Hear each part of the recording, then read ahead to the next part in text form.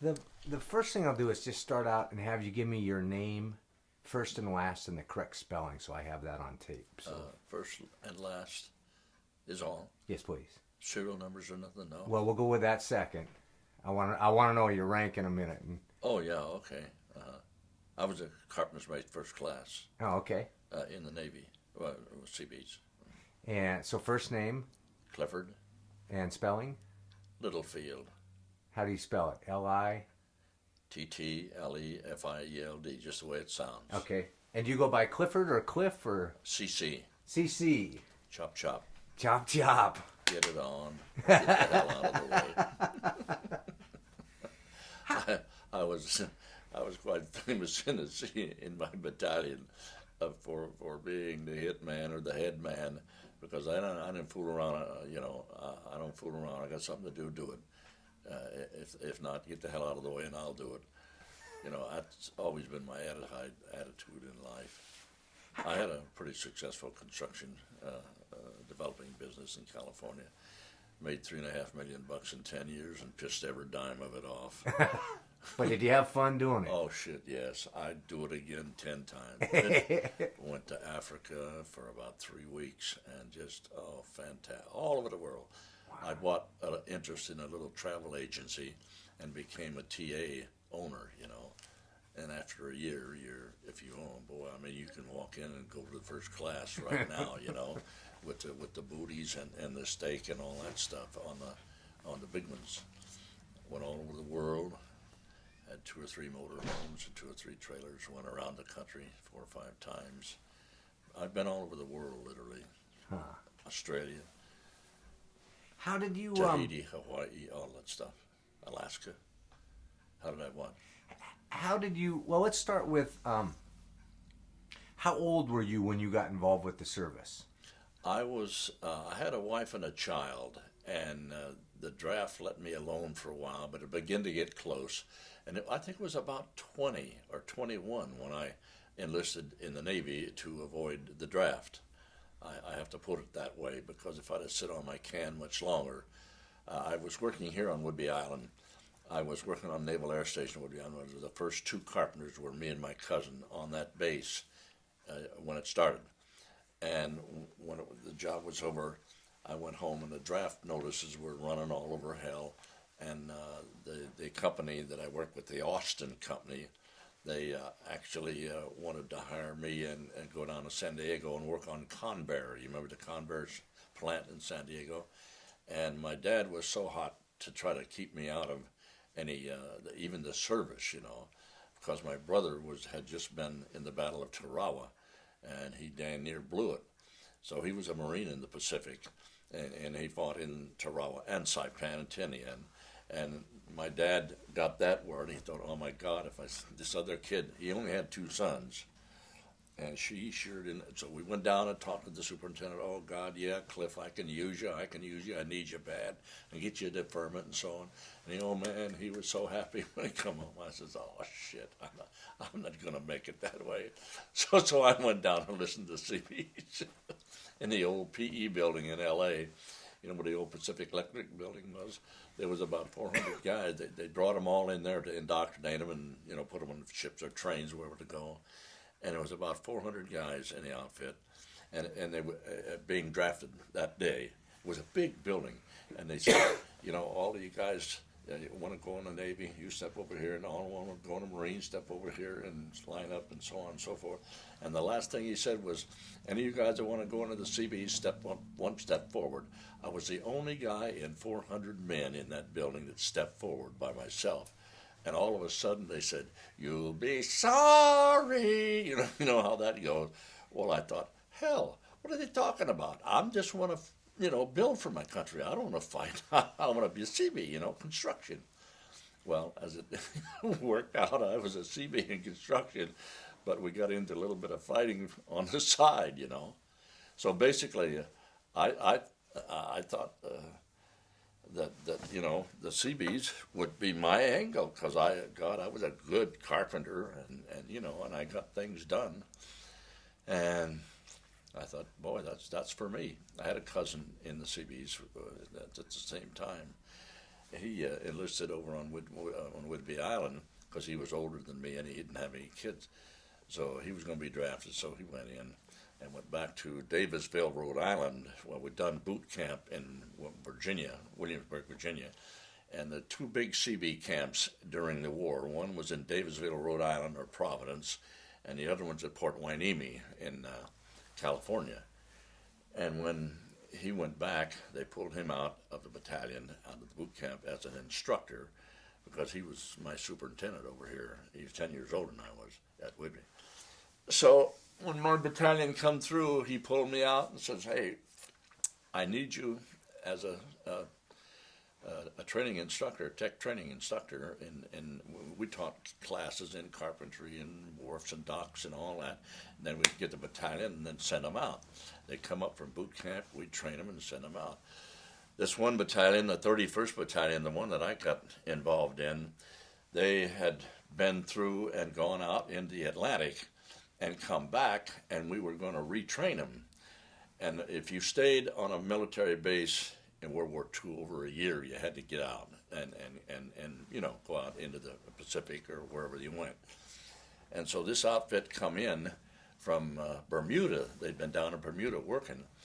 And so Ray and a cousin of mine, he was going to have to go, because he'd been there over a year. And I had my wife and child there. And he said, "Now look, Cliff, you're going to have to go too pretty soon. So why don't we get in this 31st Battalion? Because they already been out once overseas, and they're going to send them." He knew everything about what was going on. He talked to the yeoman who were transportation. That battalion's going to be sent to Port Hueneme, California, 60 miles from my home, and his playground. He's from up here. But anyhow, we decided, well, okay, I told my wife that we're going to get in a battalion and go out to the coast and spend the rest of the war in the sun in Port Hueneme, and Oxnard. And, oh, God, I get to go home every other night anytime I wanted to, see my wife and my kid. And 2 days after we had landed in Port Hueneme, it was posted we were attached to the 5th Marine Division, not for the landing at Iwo Jima. We were just attached.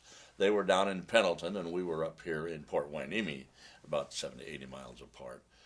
And we joined the 5th Division in Honolulu, or on Hilo, and we went up to a town called Waimea at the Parker Ranch to train with the Marines for 7 months. So that was his bad choice, because we thought they wouldn't send them out again. But see, what they wanted was an experienced battalion who had been together for a while. And as I told you before, our battalion's average age of 1,052 men was 37 years old. And a guy 50 years old was nothing in our outfit. And as we approached Iwo Jima, we got to looking around with all these old duffers. I was one of the youngest guys in the outfit at 20 or 21, I don't know what it was. And we thought, sure, they're going to stop at Saipan and take all these old duffers off. 62 years old. 3 guys in the outfits at 62 years old. 50, 55, 45 was nothing. When Congress passed the law towards the end of the war, that all 42-year-old men could go home right now. And it took 500 of our battalion, half the battalion, packed up their bags and went home from Iwo Jima. And they were out there standing in water this high with a sea bag going like this at the Navy ship or anybody to go by. Well, we get to go home, So that's the way it all wound up. We got into an outfit. I could not understand that they would take an outfit this size. But all the time we knew, we trained. We had mortars, we had Thompson subs, we had 20 millimeters, we had everything, just exactly like a Marine battalion. We were trained that way. And I thought, well, that's okay. That was fun, on Parker Ranch. And I thought at any time, we sailed around in the Pacific 2 months, before we landed, trying to confuse the Japanese as to where we were going to land. and basically 2 days out of Pearl Harbor on our way to Iwo, here comes Tokyo, and says, "Well, guys, have a nice trip. We'll see you at Iwo. You know, we're waiting for you. Come on out now." And it was ridiculous. They knew they knew we were coming. Now, did you know you were going to Iwo at that time?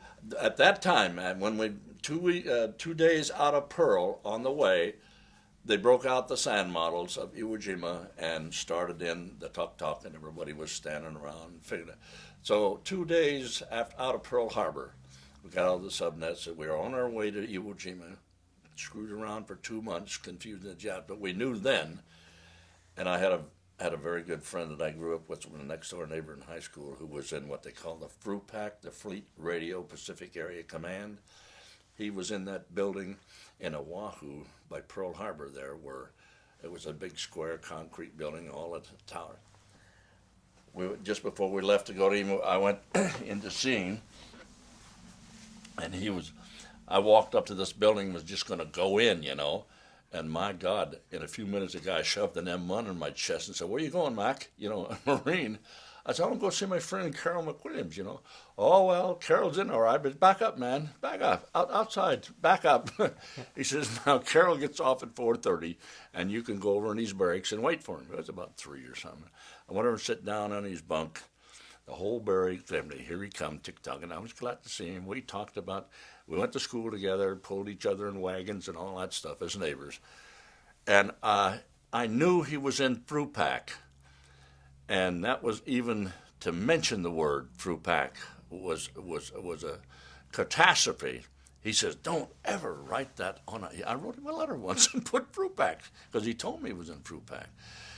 But he was sitting there running the battles in the Pacific with Nimitz, King, the whole bunch of them, Halsey, all standing there. He was sworn to secrecy, and to this day I cannot get a word out of that man. He was one of the kids that was an absolute wonderful student, played basketball, very good, clean, nice family, good, no bad stuff.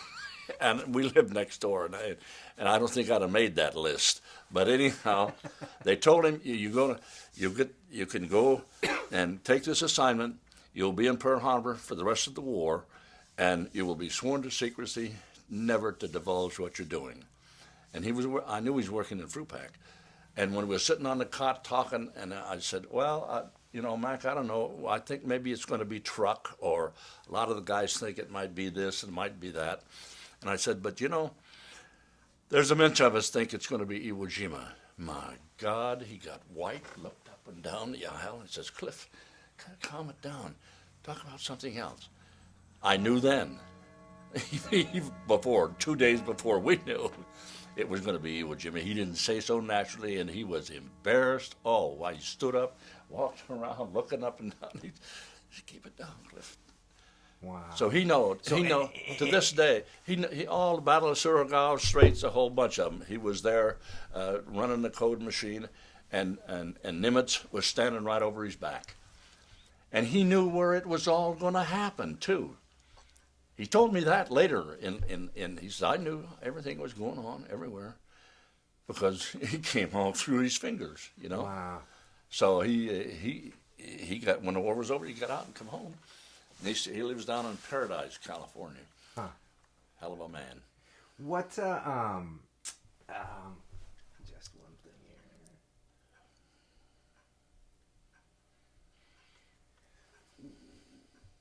What, for the novice, give me a kind of a Reader's Digest version of the Seabees. Who are they? Who are they? Yeah, who are the Seabees? Seabees are a part of the United States Navy. We were U.S. Navy, USN Seabees, parenthesis. Seabees were formed as in the John Wayne movie. There were construction people in the Pacific getting killed when the Japs were taking all these crazy islands. So they had to have not actually combat engineers, but construction people who had knowledge of equipment things. you would be surprised what the Seabees done in the Pacific War and in the European War. The Seabees landed on Omaha and built the causeway, sunk the things, and so on and so forth. Seabees were involved in every battle in the Pacific area, but the Seabees were formed, I don't know exactly when, but way at the start of the war. Their officers were called CEC, Civil Engineer Corps, and they recruited people, and basically they wanted old people all over the country to build this construction unit to go out and build the air bases and the runways and all of the other secondary equipment in order to be able to advance to the next island. They would, build supply, tank farms for fuel, all that stuff. So they recruited plumbers, electricians, carpenters, plasterers, tile setters, you name it. Anybody in the construction business that was over the age of 25 years could go into the Navy, into the Seabees as a first-class carpenter, ships, or first-class motor mac, or whatever it was, with a first class, and sometimes a chief petty officer. And any of them with any education, college education, could be ensigns and warrant officers. So the whole idea was to build a absolutely magnificent construction unit. Now the Seabees on the island of Saipan moved enough dirt in building their runways and doing their work to fill the Panama Canal. Wow. And on the island of Guam, they moved enough earth and so on and so forth to fill the Boulder Dam. And we moved over 1 million yards of dirt on Iwo Jima to make the Moriyama 1 for the B-29s to land to bomb Japan. So we had people in the Seabees, Carl, that could do anything. Fine watchmakers. People, when we wanted to build the monument up on Mount Suribachi with the spearhead and so on, we did that, and the plaques were bronze or brass, whatever they had. But we had guys in there that were founder guys that could pour that stuff. They took all the dang shell cases, melted them down, and got their metal, and they got some kind of a special deal, had it brought in for sand to mix with the sand there to make the right kind. And they literally set up a foundry and poured those plaques up on Suribachi, and then there's one right in the middle of the 5th Marine Division Cemetery that there's a plaque there out of bronze. So anything you wanted done, the Seabees could do it, and do it now with what they had. It was a phenomenal gang of people to come together, and what it was really cheap labor. To go out and build airstrips and buildings and Quonset huts and tank farms, everything. There was nothing the Seabees could not do. Some of the most phenomenal. I didn't know when I joined the Seabees, and got in, and I was tied up in training and tied up in 2 months of ship, and then Iwo, and all we had was our butt up in the air, and even after we landed and went to work too after the battle was over. We didn't know what was going on in the Pacific. We didn't have any communications. We didn't have nothing. I mean, we'd work 12 hours a day, and so you didn't care what was going on anywhere else. And we were slated also to go with the 5th Marine Division up to Okinawa, the next hop. And then we were slated to go to Japan with the 5th Marine Division. But the 5th Marine Division at Iwo Jima was blown so bad apart that practically lost the whole division on that island, that they couldn't go on to Okinawa. So we stayed on Iwo and worked there, or we'd have went to Okinawa and worked, made strips. And so basically, they had to form a new Marine Division, because the 5th and the 4th were shot up so bad that they took who was left and what they had in the States and formed the new 6th Marine Division, who went to Okinawa and of course they had the Army helping them there too. But the Marine Army didn't get along too well. Anyhow, my brother was at Saipan, And as he was coming home, I was going out. We passed in the Pacific, and we didn't know it then, but we found out by putting two and two together we must have passed.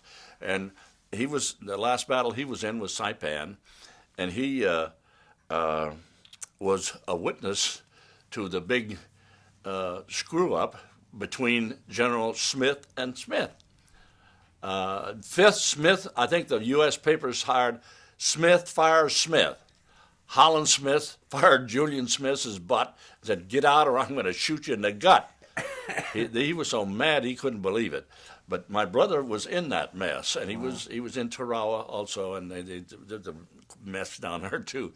But the Marines had been in the lines 18 days at Saipan, and had taken good solid ground, and they were going to relieve them. So they brought this young Army outfit in to take their places. And so the Marines backed off about 50 yards or so, and these guys took all their positions in the lines. This is the story that happened. And basically, the Japs knew it immediately, that they were not facing the Marine Corps. They were facing a bunch of green young kids who didn't know their butt from third base about fighting the Japanese. So the Japanese staged a big banzai. And if you've ever faced one of those things, it's sheer chaos. You know, they come at you with banzai, throwing grenades and so on. And those kids broke and ran. And they ran right through the Marines that had been crapped out on their packs. You know, they've been 18 days. They were tired, so on. And all the Marines had to do was just stab them, you know, boom. And Holland was so mad at Julian Smith, their division commander. He threatened to shoot him. He really did. And this you don't hear. but anyhow, that's the situation with the Seabees. They were with every Marine outfit that landed on any island in the Pacific in the start of World War II, and the Seabees were caught in that same trap in Guadalcanal, that they had them totally surrounded and were literally going to absolutely destroy them. They had brought in 300 or 400 from here and, down the Banzai pipeline and all that crap. But the Seabees were there beside the Marines fighting for their lives. And they fought them off and they held. That was the biggest victory. Had we lost the Guadalcanal, it would have set the war back 2 or 3 years. You see what I mean? Right. And it was a hell of a deal. They had such horrible conditions of the rain and the jungle and the malaria. 2 out of 3 of every one of those guys came out with malaria and had it for the rest of their life. But the Seabees had to literally fight physically with the Marine Corps, and those Japs had come with 5 and 10 feet before they could drop them. They just come at them in hordes, and they held them off. Well, now normally, the Marines would go in and kind of cool things down a little bit. Yeah. And then the Seabees would come in. Right. But Iwo was different, right?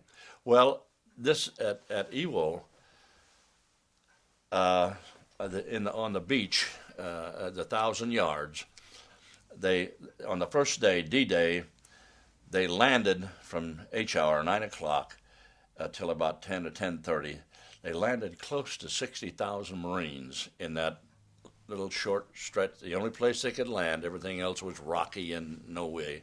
So they dumped all these Marines on the beach, and then they started unloading the half tracks and the tanks and the 6x and the Jeep. They just sit there and go whoop, whoop, whoop. And they couldn't move, absolutely. So here was all these people with the equipment piling up on their back, and they couldn't get off the beach. D-Day. And they killed 1,000 of our people and wounded over 1,500 people in the first 8 hours of that battle, because all the Japs had to do was walk it down the beach and walk it back all day long. And they couldn't move, they couldn't do nothing. So Holland Smith, throughout the whole convoy, he could command the mics in all the ships, 800 ships, 15 cruisers, and 15 cruisers, 8 battleships, I don't know which way it was, surround the island and fired more tonnage into the Iwo Jima in 3 days minus D-Day than all the artillery fired in World War I. More tonnage were dropped on Iwo Jima that way, and they couldn't move. All of the 16-inchers from the battleships and cruisers and destroyers, everybody would boom, boom, boom, boom, boom, boom, boom. My God, it was just, you thought this island would sink, but it didn't. Anyhow, so basically, until they could get off the beach, they were in bad trouble. So Hollandsman, about 10:30, 9:30, 10:30, whatever it was, went out through the whole comment. Now hear this. Now hear this. Send all Seabees ashore immediately. Now hear this. Send all Seabees ashore. And we were supposed to go ashore until about 3 or 4 days. That's the way it was. And we put 19 D7 cats ashore by noon on D-Day and started working on pulling all that junk off the beach. It was horrendous. After 4 or 5 days, we had to use explosives to blow all that stuff out to clear the place for the big LSCs to, come in. So we went in at that time, and of course, I was not a cat operator, nor was I, a motor Mac, they called them. And I was lucky because I didn't have to do nothing but cover my butt. We're packing ammunition for the artillery and so on and so forth, all that kind of stuff. We'd done anything they wanted us to do. So the 19 cats, by D-Day night, there was only one that would operate. All the rest of them had been hit and blown to hell. And we had a guy named Pete Peterson, who I think I told you about, Carl. He was about 6'7" and weighed around 300 pounds. And he had a wife and 8 kids, 62 years old. But the most excellent cat operator you ever seen in your life. He worked with me later on building the big bunkers for crushing the rock, and he had to do some real precise. That guy was a genius. But he would not wear a helmet. He had that white hat on, bobbing up and down on the beach D-Day, and why he ever survived, he was the only one that didn't lose his cat. And later on, and about D+7 or 8, right after the flag was raised on the 5th day, the Navy wanted us to build a road up Suribachi to get a big 500-ton radar set up there. So they gave Pete the job of breaking the trail up. So he gets on the D7 and he starts pushing it off and pushing it off. He and the whole damn war stopped watching that guy cut that road up Suribachi. All the Japs, and it's just a saying, but the war literally stopped watching Pete cut that road up to the top of Suribachi. And then when they got up, it was easy to come down. You work the equipment down. The Army, I think the Army that was going to come in and take over the command, that they wanted the road up in 22 days. And Pete got it up in 11 days complete. They run the equipment up, and then they can drag it down and so on. So then they pulled the radar, 500-ton radar, with 2 cats pulling, 1 pushing, to get it up there. Well, then, we knew that everything was going to be able to pick up the Jap, because it was only 750 miles from the Japanese mainland, and that was fighter range, if you didn't hit any big headwinds and stuff. So basically, Admiral Mitcher and Task Force 57 moved in between us and Japan to stop that aircraft. We knew they were going to come with airplanes. Like all that Betty bomber was just a milk run for them, in distance. And they were throwing bombs out of the door and everything else. But basically, Mitcher and the Task Force 57 was keeping the Japs off our back while the battle was going on. They'd slip through once in a while. As I say, they sunk the Bibnark that night. But basically, they were shooting down as high as 475 aircraft every damn day trying to get to us. And later on, 2 or 3 months later, they pulled out and went down to the Philippines, and we didn't know it. And we was bombing free, and all of a sudden, here they come with the Bettys. Here they come. And we didn't know that Mitcher had left with the Task Force 57. So that was a problem that we had there. But later on, we had P-61 night fighters, and then when they'd send them over a bombing rate of 42 aircraft, those P-51s would go up and shoot them down. Or we had 2 batteries of black artillery guys who came from Europe as the best over to shoot them down, and they'd get dang near all of them. But then the P-61s would clean up the rest of them that got away, because they just sit there and rock and rock and rock. Pretty soon, boom, none of them ever got back. So that was a problem with the bombing. It wasn't real bad. They didn't come too often, They were running out of gas. The Japanese were running out of gas. When we got to Japan, they were literally out of gas, and they were saving the gas for the kamikaze at Okinawa, in other words. And when we got to Japan, we had the job of destroying, the Seabees had the job of destroying the military of Japan. We were stationed at a little town called Omura, and the Metsusubi aircraft factory was built all around that little town, and they built the Zero. And they had them lined up like this, oh, God, hundreds of them. They had no gas to fly them. And they were running short of pilots, too, because we were knocking down 3 or 4 to 5 to 1. And they just didn't have it.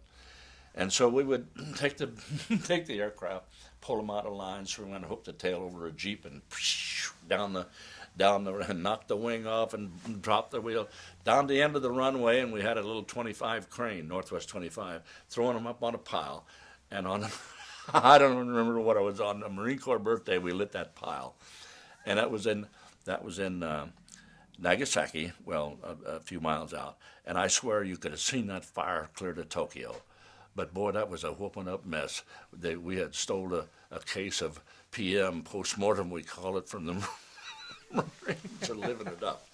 But to get back to the battle, the Seabees were a jack of all trades and good trained combat people. How good we were, who knows, But our job was to support the Marine Corps through the battle in any, Now, the Marines never in the Pacific anywhere allowed anyone to bury their dead but Marines. And usually who done the burial work was the guys in the red coat who were cooks and bakers and bandsmen. Now they were all, if you blow a horn, that's fine. You get in the band. But first you got to be a Marine and know combat tactics and trained like anybody else. So when Holland Mad was running out of people, man, he was running out of people. He put all the cooks and all the bakers and all the bandsmen in the line, and there was nobody to bury. So the Seabees had to take over that job. And right outside of the base of Mount Suribachi, we built the 5th Marine Division cemetery, and then over on the opposite side of the island, back on the beach side, but up north further, they had the 4th and the 3rd Division cemetery. So there were 3 cemeteries on Iwo, and we would take a D7 Cat. As I said, they had not invented the D8 yet, or we'd have had it, because, boy, we had everything we wanted now. We would dig and push a big pile of dirt up, and dig and push a big pile, get down 6 feet. We would lay 40 men, 20 and 20, head to toe in the bottom. The ditch was wide enough. And as we would put those 40 guys in there, the chaplain would come and say a ritual, and at no time did I ever stand on the one edge of those banks that I seen 40 whole men. Sometimes just a ball of meat with a dog tag wrapped around it, half a torso. You can't imagine how vicious mortar fire is to troops, because it is down low, and artillery goes up in the air. Yeah, it's a big explosion, but it's not near as dangerous to foot troops. So then the chaplain would say the rite, and then we'd get up on a pile of dirt and push the cat, and push it back, push it. I never got on the people, and level it down. And then I was running an instrument to swing in and spot the cross right on the guy's forehead, you know. And when the war was over and the people raised so much hell about their kids being over there, left on that stupid island, that Harry Truman finally caved in and said, okay, we'll bring them home. So we said, see, we were home in the States at that time, and it's months, almost a year or so after the battle. We said, no, that's not a good idea. You know, as guys who knew and had physically helped in the burial of those guys, but what they'd find. So they said, go ahead. So what they started to do was bring the bodies back to Andrews Air Force. Only 10 or 15 here, then they'd send 25 or 30 out, so nobody could get a count. You see, the Pentagon was covering up the casualty situation at Ewell. When the battle ended, you've seen statements of 3,000, right? You've read 4,000. You've read 5,000 and 7,000. And as the time went on, they would raise the casualties. I've seen documented history books with 3,000, which is ridiculous. But it didn't, you know, Carl, I'm a little bit skeptic about history now.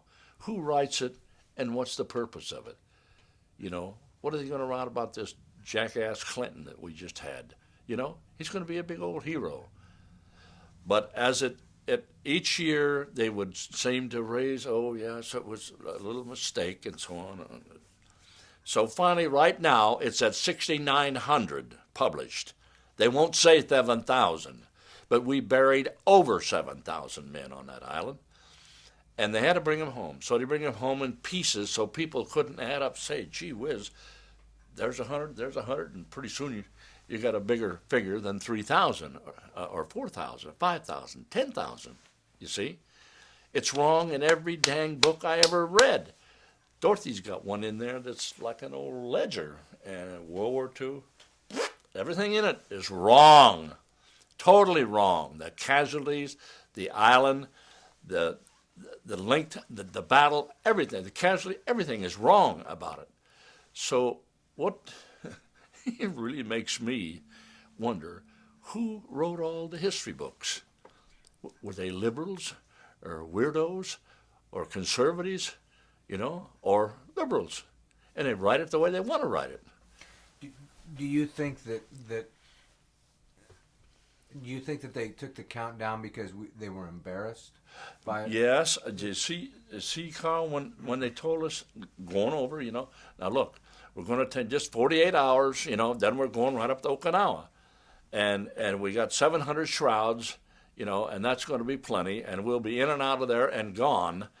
But to lose 7,000 men and 25,000 men, that's over a division and a half we lost in casualties.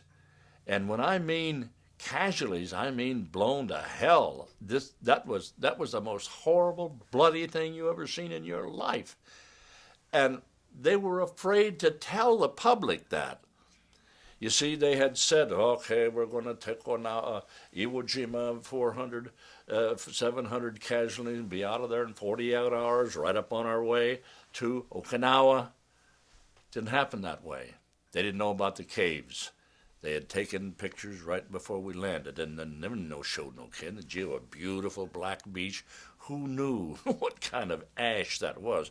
You could walk into it and over the top of your high-top shoes, trying to get up. There were 3 little tiers that went up to the sandstone level of Motoyama 1, basically. So it was all so embarrassing and so screwed up that they didn't know about the cave. They didn't know about the ash. They didn't know about none of that stuff. They didn't know what they had in Suribachi. That was like looking right down as the best observer you could ever place in a place, 500 feet high above the beach, and they couldn't get. And they were pounding 16 inchers in there and pounding, chisel the island away, smoke all cold. They'd roll their little mortars out and poop, poop, away they go. So they had little small gauge railroad tracks, and it was so embarrassing to the high command, to the Pentagon especially. I don't know whether the president was in on it or not, but Roosevelt was still alive when we landed at Iwo, but he died when we were on Iwo, and it was something that would have been so protested, or whatever you want to call it, like the Vietnam thing.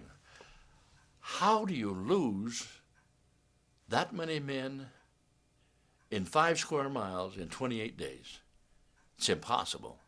No one, and I say again to you, there's no force on earth ever before and now could ever taken that island but the United States Marine Corps. And as I say, I've told you, and I have a book over there, there were 27 Medal of Honors issued on the island of Iwo Jima in 28 days.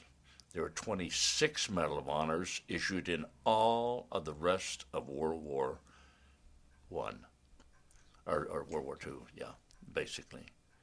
And as I say, with the severity of the casualties, there was more gangrene on Iwo Jima than all of the gangrene in World War I. And you've seen World War I with artillery, big cannons firing.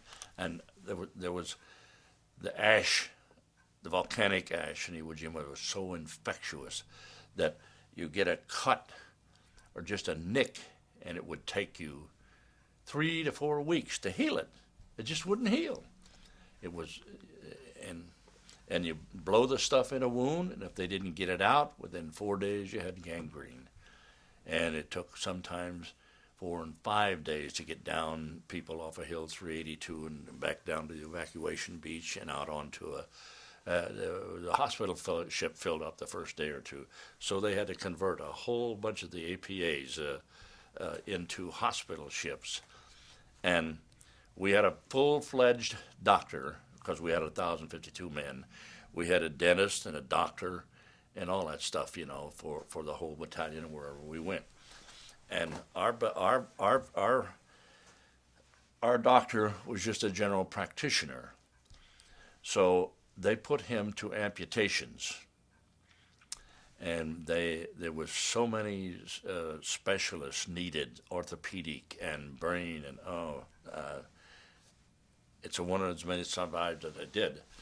But as I would take a team and go out to the ship to pick up ammunition, water, and stuff and bring it in during the battle, I would go up over the side, and on the first level down in the ship was the chief's quarters on these APAs, or big mess hall for the chiefs. This is where our doctor set up to do nothing but amputations. And he was there 4 days and 5 nights without ever closing his eyes and doing nothing but amputations. And as I would come down with my crew to the first level to turn and go on down into the hole to get the stuff out, the first thing we seen and was there was a barrel full of arms and legs and feet and hands and the whole work. And almost every time we came down, he'd ask us to dump that for him. Take it up on the deck and tow it over the wheel and bring it back down. 4 days, 5 nothing but amputations. because when a guy was hit and he brought out, and like my friend Denny Moore, who was hit, he was awake when they wanted to cut his leg off. He said, "No, I'd rather be dead than lost." And they packed him up and saved him. But most of the time, the guys were out of it, and they amputated. Was the easy way to stop it, was in gangrene, was to amputate. So the casualties on Iwo Jima were nothing like anything in any war of history. It was absolutely horrible. Now, you, being in the Seabees, probably thought that you weren't going to see real heavy action. Come again? When you got in the Seabees and started to head over, did you think not going to see heavy action? No. We're going to come in and put some roads in? Yeah, we're going to build and the warehouses and do this. Whatever construction needed to be done, we're going to do it. But we didn't know that the Marines always took a full battalion of Seabees in every operation they made in the Pacific. And we didn't think it would be... We would wind up in that outfit, but when that outfit came back from Bermuda, boy, we got to get in that one because they're going to California and lay in the sun for the rest of the year. But all this time, the planners were picking the battalions. They picked 3 battalions, the 31st, the 133rd, and the 67th Battalion. And the 133rd Battalion landed in the middle with the 4th Marine Division. We landed with the 5th, and the 3rd had the 67th in reserve, but not very long because it come in quick. And next door, the 133rd Battalion suffered over 52% casualties in their battalion, and we only lost about 8 or 10 guys on the beach and 15 or 20 hit. It was a miracle. Those guys were just cut to pieces because as that our artillery, we only got one blast of it, and then they come back and they got it going both ways. The people in the middle of the beach were far worse off. So, man, that 133rd Battalion really took it because they were right in the gut of the thing. We were on the edge, right down at the base of Suribachi, so that's when they'd drop a couple, then turn and come right back. And here they'd get it clear through the middle of the whole beach area itself. When you were on the ship, could you see that going on? Oh, yes. We were very close. You could see it all going on. So when you heard the command come over the speaker, all Seabees. Yeah, oh, sure. So what? Well, the thing you wanted to learn quick was which way they were going to zig. A lot of guys would run into it.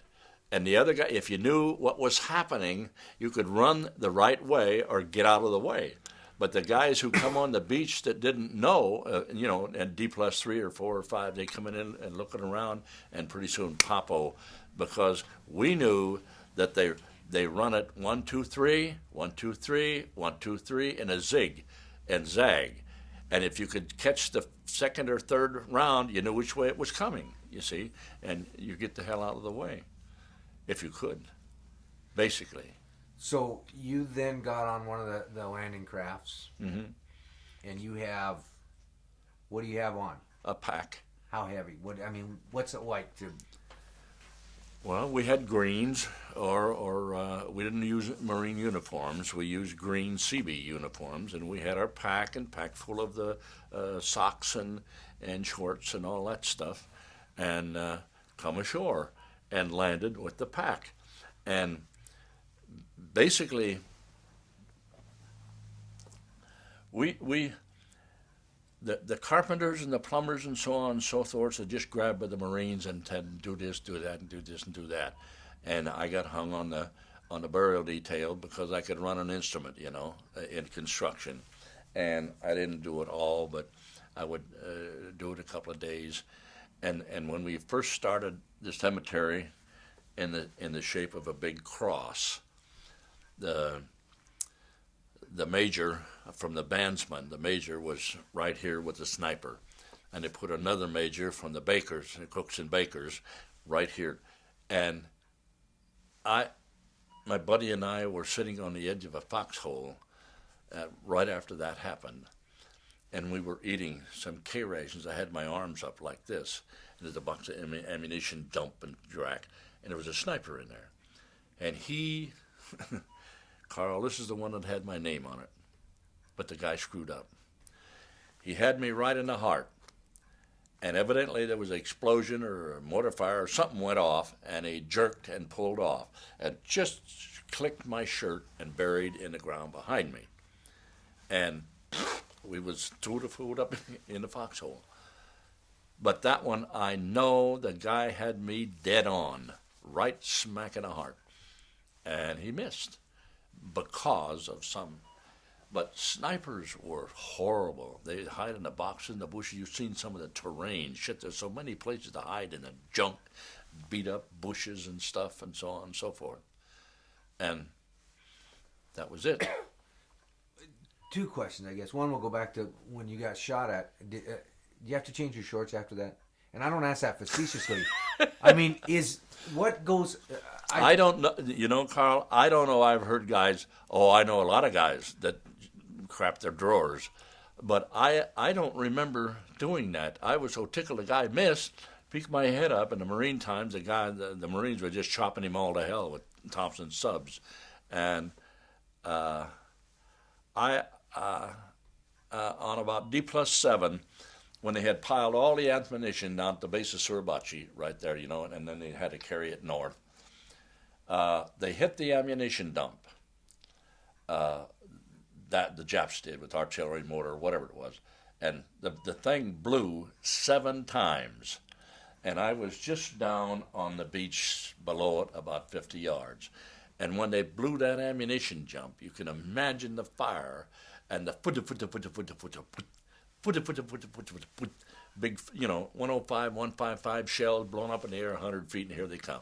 And that's one of the greatest dangers in war is that the shit that goes up, I mean, the stuff has to come down. And D-Day night, I think it was before we went to bed, there was we call him Wash Machine Charlie, come over just to scare the hell out of everybody. And finally somebody'd shoot the dummy down, and that was the end of it. But boom, da boom, da boom, da boom, da boom. Wait a minute. Boop, boom, take cover. When we got word that the European war had ended, we were still on Iwo, and it spread like wildfire. Somebody heard it on a radio or communication of some kind. The war in Europe was over. Everybody jumped out of the hole and gone, boing, da boing, da boing, da boing, and all the 5-inchers, the destroyers, tucked their guns right up in the air, just da boom, da boom, da boom, da boom.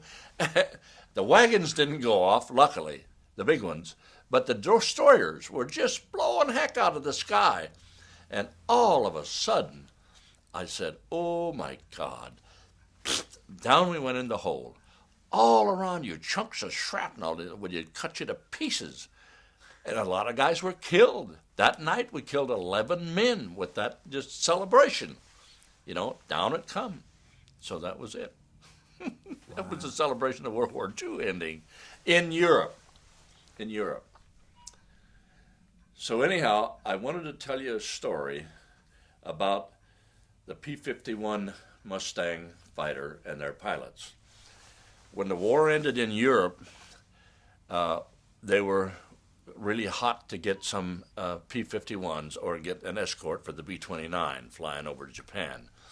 And as it worked out, as I told you, it was not near the threat that it was worked out to be. But as they got the hottest, the 522nd Fighter Squadron from Europe, which was shooting down the Messerschmitts and the 109s and all that stuff, a really hot outfit. And that plane was a hot plane. And so they brought the plane in with one pilot from Saipan, and they had to bring the other 3 up by ship. And it went over on the other side of the island, right across from the beach, from the D-Day beach, and they had come in and landed, the 3 pilots, and they set up, there was 92 of them. They set up little 2-man pup tents, not pup, but a side in them, and put 2 cots. Okay, so they had their little group set up there and landed, and this was on the 28th day, which was the last day of the organized resistance, as I told you. So they had set their little tents up. The Seabees were working right down on the beach below them, and we were right next to them on the left side. There was an island loop around the island, a road, and up on the north end, up in this area here, General Kobayashi had decided that, the war was lost. He was still alive, and he led the charge. But they had 325 Japanese who organized in this big cave, and they all had Marine rifles, Marine helmets, Marine jackets, Marine M1s, the whole shot. And in a column of 4, they came out of that cave and down the loop road around, and they were coming for the Seabees, because there were Seabees working right below where the Air Force guys had landed, and we were right next to them, right? So they come down the road. Now, all the Marines, it had been declared secure. It wasn't secure by a far, but the time to get out for the Marines when it's over. So the Marines were heavily loading, and they brought ships around the other side of the island because the beach was so busy with equipment being in and out. And they had to come in LCVPs and LSCMs and get on and load and then go back to Hawaii and rest. And we started to work at that time. So we got them. They had brought the 4 in, and they set up their camp.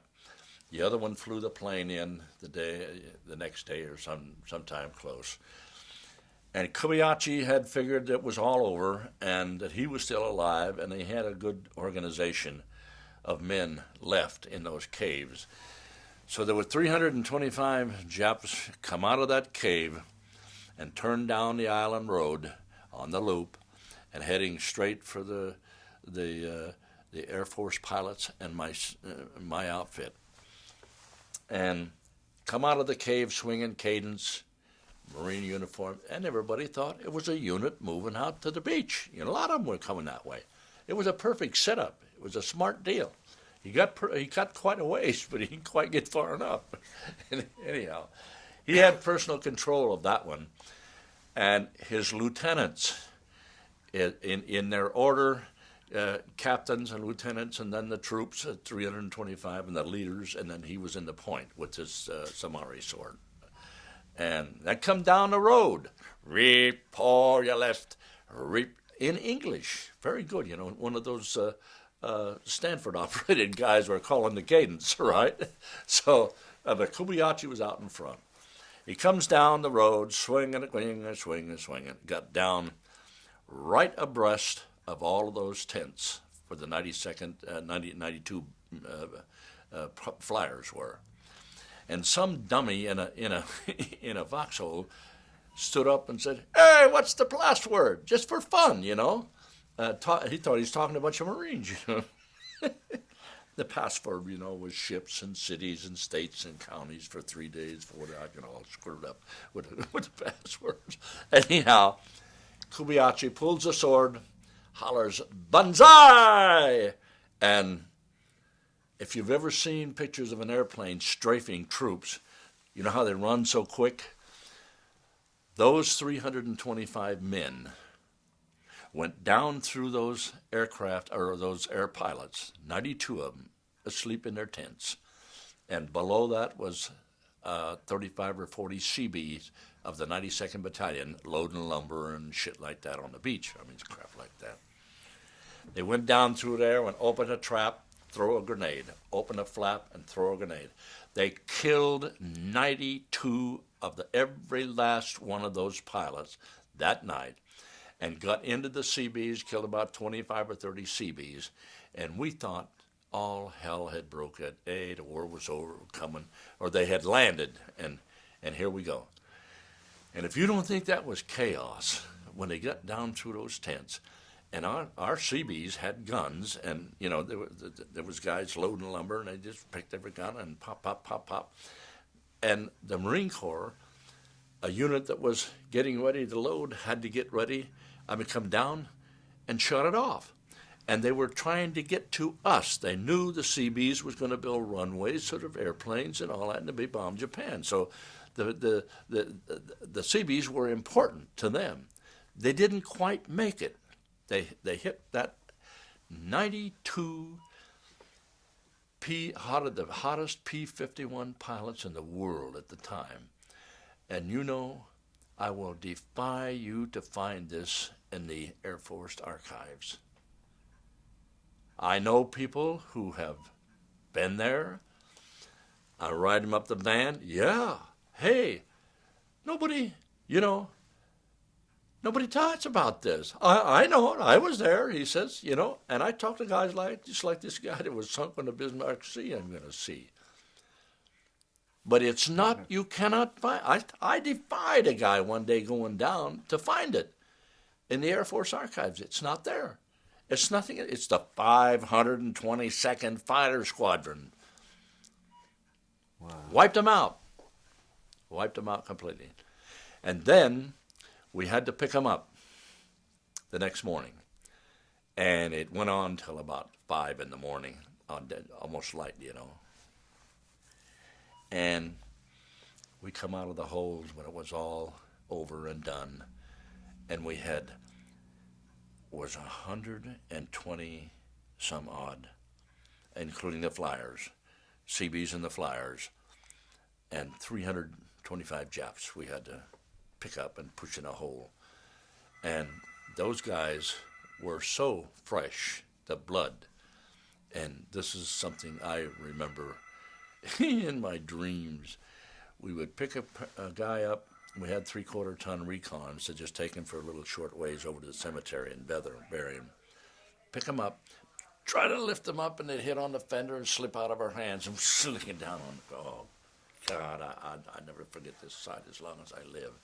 But basically, when we took him over, we had closed the 5th Marine Division Cemetery because it was going out into Motoyama 1, where the main strip was going to be made. So in the big cross, we put a base. We put 100 guys on the base and sent the balance of them over to the 4th Marine Division. So that made an even 2,280 men in the 5th Marine Division Cemetery. Wow. And that was over that period of less than 28 days. Yeah, right. Yeah. On the 28th day is when the Banzai took place. See, and the Marines were all loading. And a couple of days later, they sent me and Bert Palmer and old Chief Snuffy Smith on a cat to go up there and level off a site for our battalion. We were going to put a chow hall in the tent city, and that was right up on Hill 382. And so Bert and I and the Snuffy, the chief, and I had an instrument, because I could run an instrument, and just to grade off a site so that we could put a chow hall, a concert hut, and be our headquarters for the 31st Battalion. So when we all got back together and settled, but they sent us up to the pool. And Snuffy, one of the biggest problems that we had on Iwo Jima in construction was duds. We swore that there was somebody in that 5-inch destroyer gun. I can think of that 538s, I think, whatever they were. Every other one of those things was a dud. And they would bury just a little bit under the surface, under that sandstone, or just bounce on top. And you're not supposed to pick them up and fool with them unless, the demo squad comes. And I remember taking the 16-inchers that were duds, buried in the sand and digging all around them and building a little cradle to pick them up and put them on the barge. And don't tilt them, because that starts to tick-tick. So we lost more men. I almost as many men in that instance throughout the 7-8 months we worked on Iwo Jima as we did in the landing, because you would chew them up, or the guys were digging with a steam shovel. And boom. So Bert was operating the cat back and forth, and I was way off the side here, giving him the grade shots. And poop, out of the cap here come a 5-incher. And It laid there for a while. And Bert says, well, what do you think we ought to do? And Snuffy comes over and says, you chicken shit asshole, I'll get this thing off of here. And he picks it up and goes over to the bank, and it went off right in his gut. I went in behind the rocks. Bert jumped off the cat and let it run into the bank and stop. You know, when he picked the thing up and started to walk, we all butt out of there. But we had guys that, you know, shovel operators digging and hitting him and striking him, off they'd go. It was a real hazard. But that 5-inch, whoever made that shell in the there must have been a damn sabotage guy in there screwing up those fuses. Somehow, I don't know why, but the destroyers, they just shoot them and shoot them and shoot them, and they dead in the ground. Wow. It was a real problem in that instant. I'm gonna switch tapes here. It beeps me in the